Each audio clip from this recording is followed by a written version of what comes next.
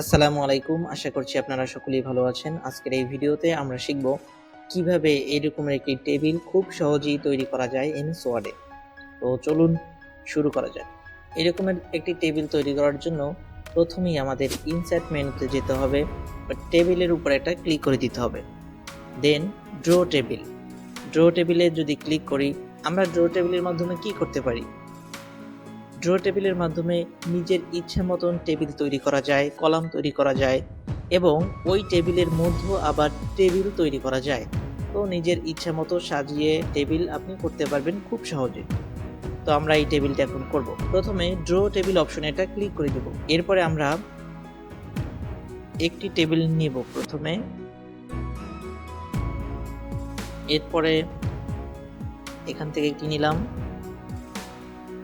এখান থেকে একটা নিলাম, এখান থেকে একটা নিলাম, এখান থেকে একটা নিলাম।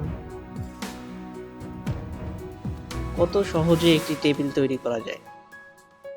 তো আমাদের একটি টেবিল তৈরি করা হয়ে গেল।